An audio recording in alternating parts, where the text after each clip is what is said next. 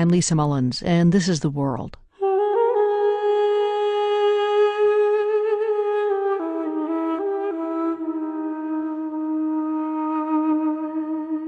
That's the soulful sound of the duduk.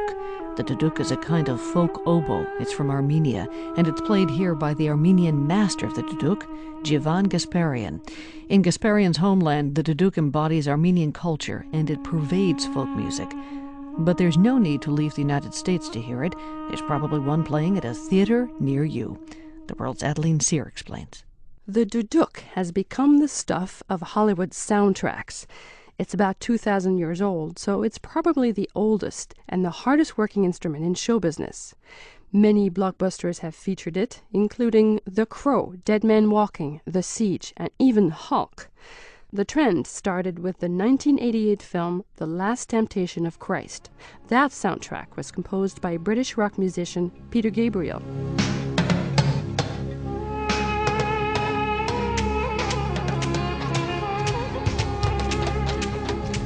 When I heard that, it just killed me. Venezuelan-born musician Pedro Eustache was haunted by the sound of this mysterious instrument. I said, what the heck is that? It sounded like a cello meets a voice, meets a clarinet, meets a lot of pain, incredibly expressive, and it just rocked my world. Eustache took up the duduk in 1994 and studied with master Djivan Gasparyan. He soon learned the secrets of this rudimentary instrument. It's made of Armenian apricot wood, and it's topped with a large reed that sounds like this. Eustache is a freelancer, and in Hollywood, he's very much in demand by film composers.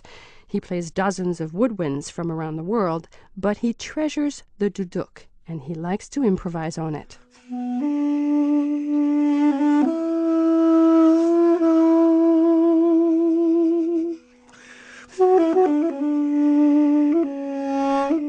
You could say it's a labor of love. Duduk is such a difficult instrument.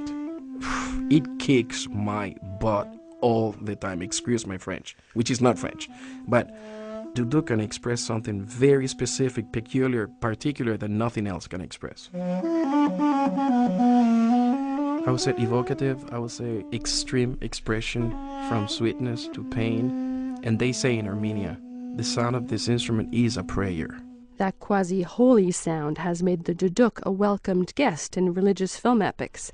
In 2004, 16 years after The Last Temptation of Christ, the duduk appeared in Mel Gibson's film The Passion of the Christ.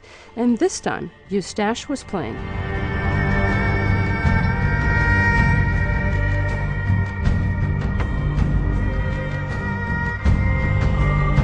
More than an instrument, the duduk is a dramatic device. John Debney composed the score for The Passion of the Christ. He says he chose the duduk because it sounds just like a human voice, but he says that usually, when film composers use it, they aim to refer to the distant past and distant lands. It does evoke something ancient.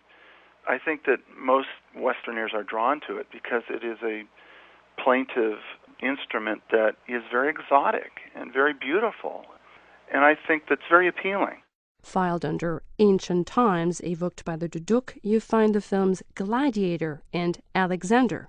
And as for exotic, in 2005 alone, the duduk evoked a fictitious land in Chronicles of Narnia and the Middle East in Syriana and Munich.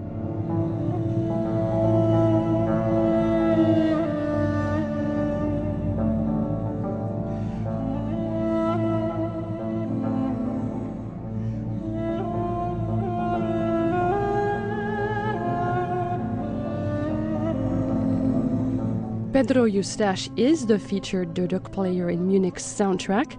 He's also played many gigs beyond Hollywood. He says the duduk is quite a chameleon. I've played this in churches, in Hispanic churches. I have played this in huge arenas all over the world. I have played this from Dubai to India to Japan to Venezuela. I've used this in Iranian pop. You know, it's pretty amazing. Eustache also performs with classical Indian music master Ravi Shankar. In 2002, Eustache performed with Shankar and his band in London. It was a memorial concert for the Beatles' George Harrison. Shankar had written a duduk solo for Eustache.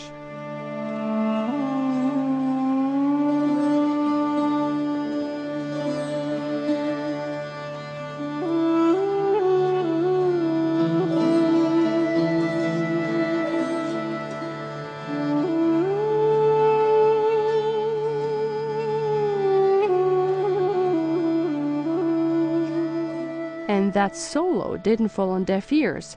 Paul McCartney was so impressed by the sound of this instrument that he inquired about the musician who'd played it. He said that he called Raviji, the great Ravi Shankar, he said, Raviji, I want to have that Indian musician that plays that mournful Indian instrument, voo, voo, voo. And Raviji says, no, he's not Indian, he's from Venezuela, and the instrument is from Armenia. McCartney called Eustache and invited him to play a duet on his latest album, Chaos and Creation in the Garden. The song is Jenny Wren. Then we'll spend our days catching up on life, all because of you, Jenny Wren. Pedro Eustache is convinced that this little folk horn from Armenia has a powerful and limitless reach. He says it will definitely outlive its current fad. It's just a hunch, but it's based on experience. I am from Venezuela, South America. My parents came from Haiti, and I'm a whole multicultural weird thing. My point being, there are things that go beyond geography and chronology, and the sound of the duduk is one of them. I have played this instrument anywhere and everywhere, and it affects people. It immediately captures people's sensibilities. It connects deeply with them. I think there's something so incredibly universal about the sound, the strength, the reality of this instrument. Its appeal is so universal that last November, UNESCO issued a proclamation naming duduk music a masterpiece of the oral and intangible heritage of humanity.